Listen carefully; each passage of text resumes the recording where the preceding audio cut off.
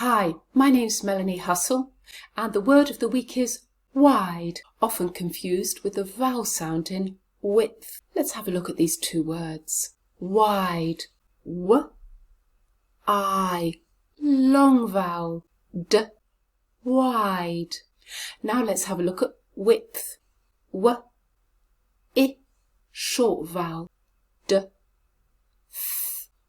width. Now let's put these two words together in a sample sentence.